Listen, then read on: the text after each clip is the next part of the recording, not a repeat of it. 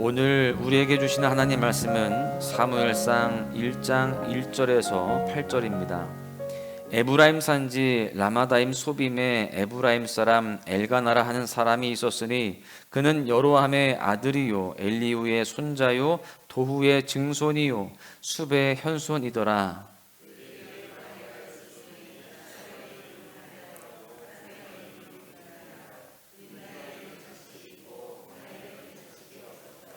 이 사람이 매년 자기 성읍에서 나와서 실로에 올라가서 만군의 여호와께 예배하며 제사를 드렸는데 엘리의 두 아들 홈니와 비느하스가 여호와의 제사장으로 거기에 있었더라.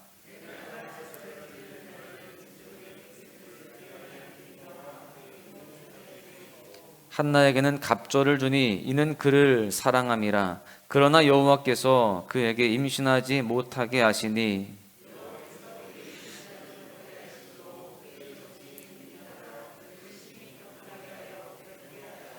매년 한나가 여호와의 집에 올라갈 때마다 남편이 그같이 하매 분인나가 그를 격분시키므로 그가 울고 먹지 아니하니 그의 남편 엘가나가 그에게 이르되 한나여 어찌하여 울며 어찌하여 먹지 아니하며 어찌하여 그대의 마음이 슬프냐 내가 그대에게 10 아들보다 낫지 아니하냐 하니라. 아멘.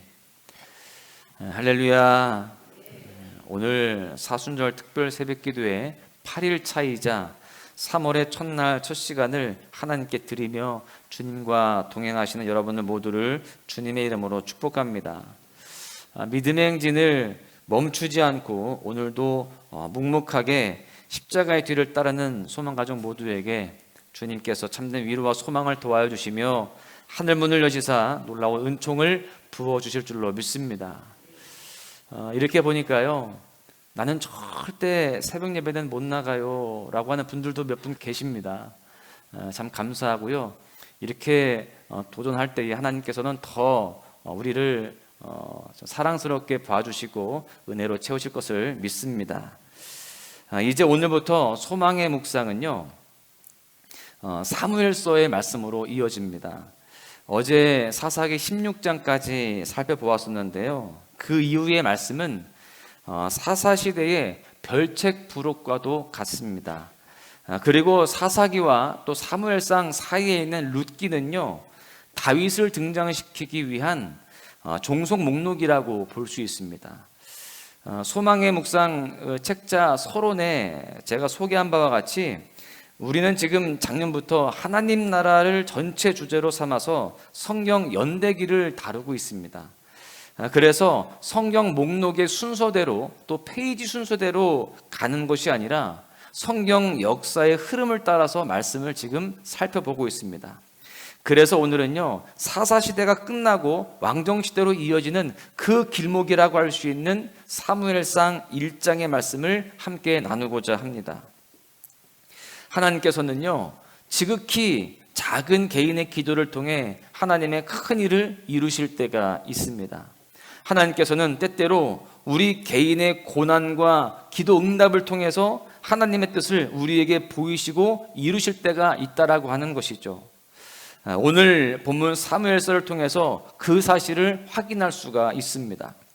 본문 사무엘서는요, 이스라엘의 시작을 기술하고 있는 역사책입니다. 그런데 이런 중요한 책의 시작이 지극히 개인적인 한 가정의 불행으로부터 시작하고 있다는 것이 조금은 특별하죠. 이렇게 이스라엘이라는 나라가 탄생하는 이야기를 담은 사무엘서는요, 하나님께서 은혜를 구하는 한 가정의 이야기로 시작되고 있습니다.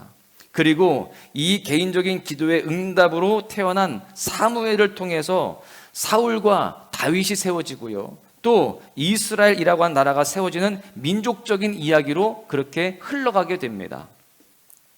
이렇게 이스라엘에 세워지는 이야기를 담은 책의 첫 시작이 불임의 이야기로 시작하는데요, 여기에 담긴 의미가 있습니다. 그 당시 이스라엘의 상황 역시도 영적인 불임 상태였다는 것입니다.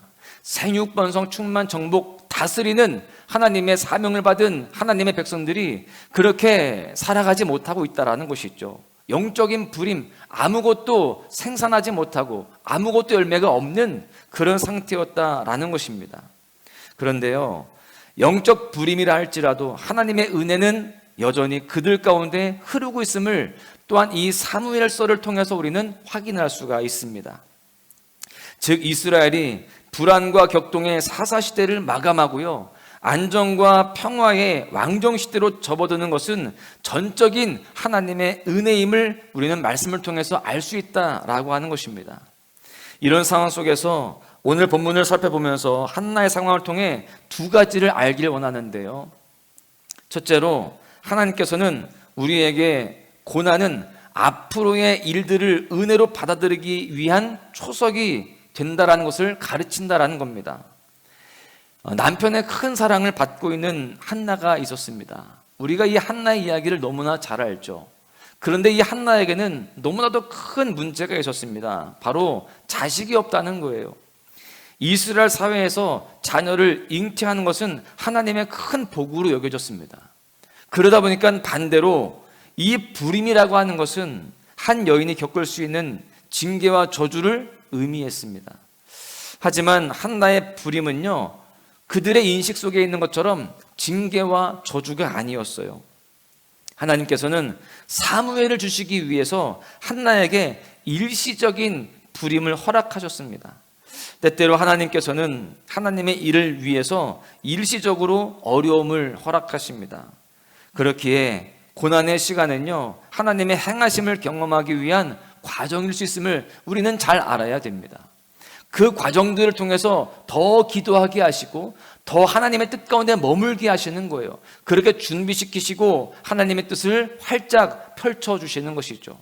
그래서 우리는 이 고난의 시간에 더욱더 하나님 안에 거할 수 있는 그런 삶이 되어야 되는 것입니다. 하나님께서는 이스라엘을 하나님의 나라로 세우시게 될 것입니다. 따라서 이스라엘 백성들은 하나님이 자신의 나라를 세우셨음을 알아야 했습니다. 실제로 한 여인의 고통에서 시작된 상황은요, 이제 이스라엘 백성들을 회복시킬 하나님의 초석이 되게 되는 겁니다.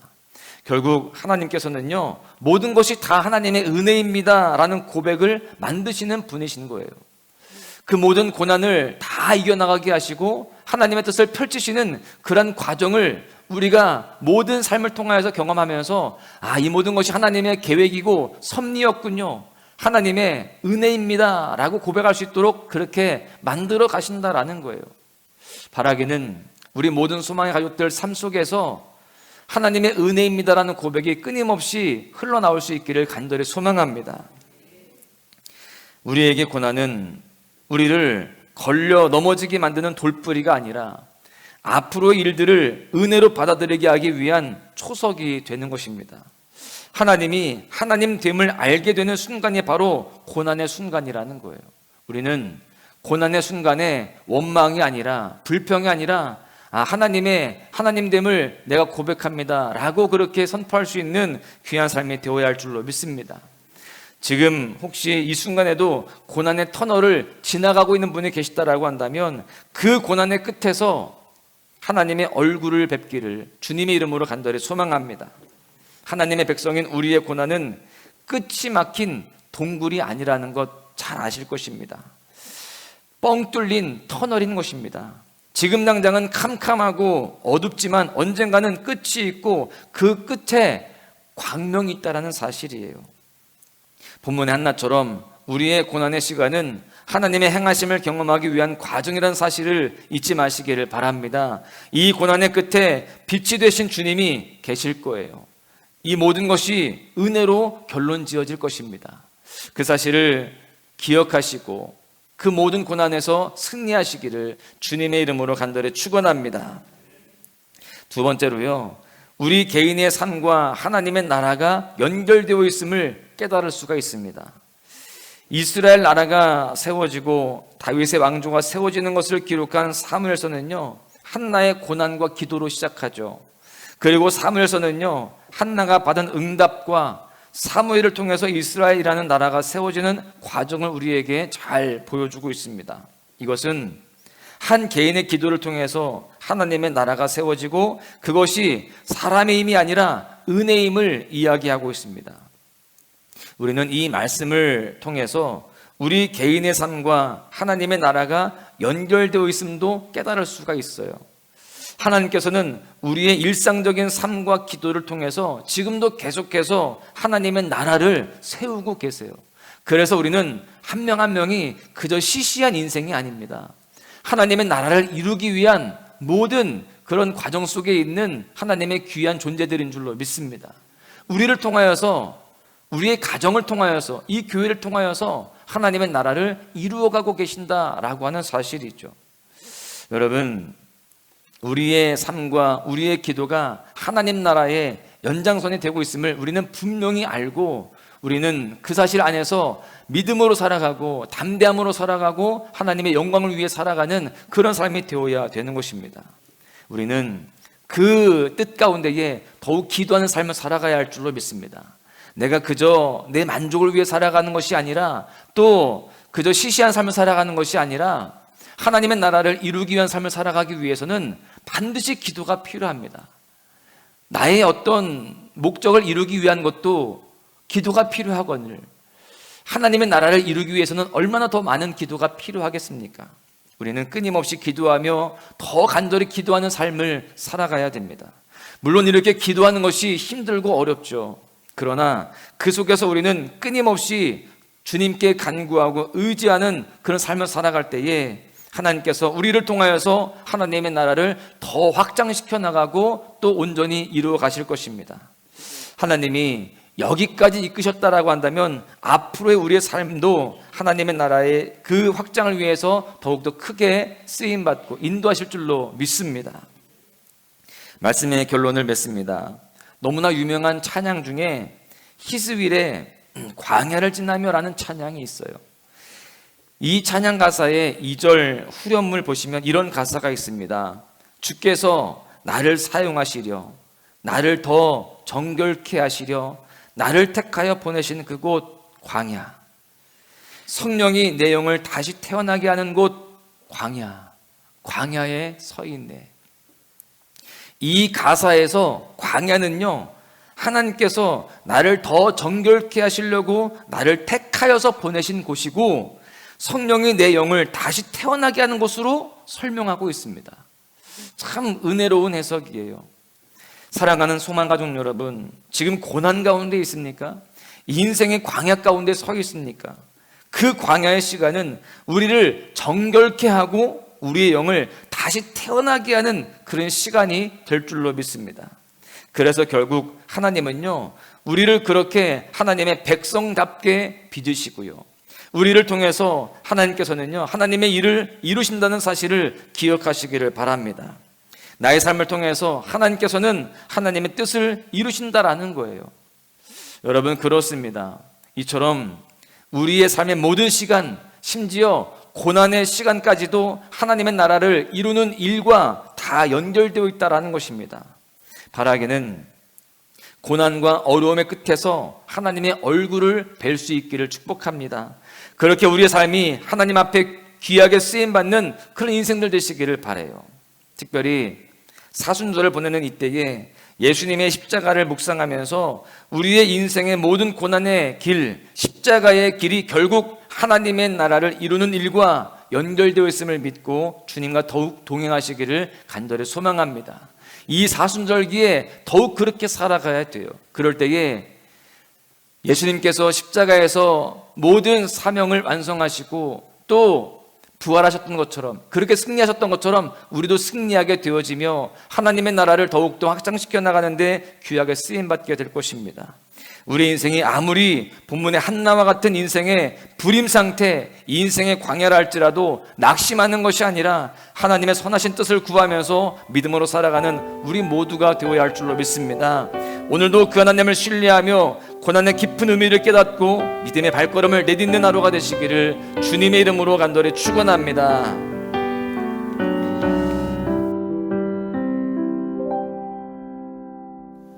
어제와 다른 괴로움과 슬픔, 깊은 탄식에 기도할 수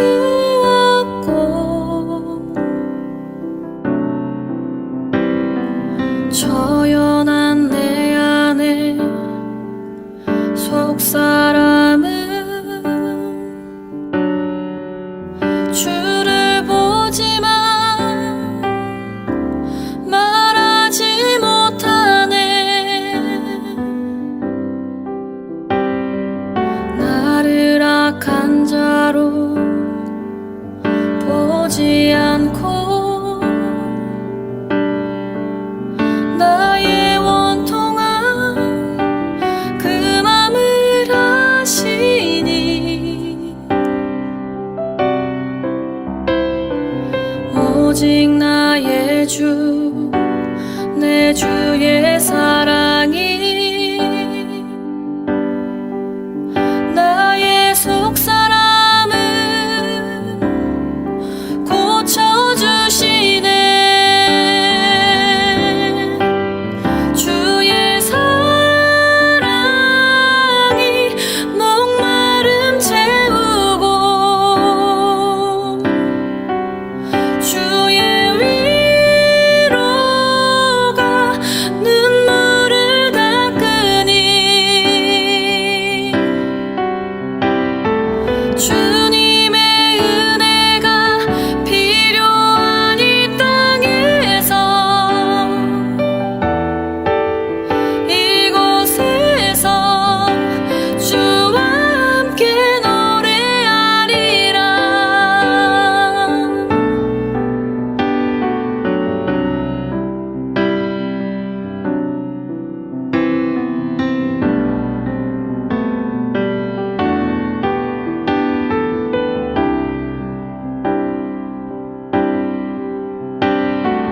나를 악한 자로 보지 않고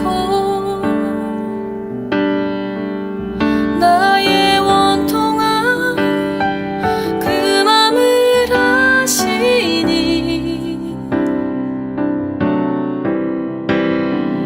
오직 나의 주, 내 주의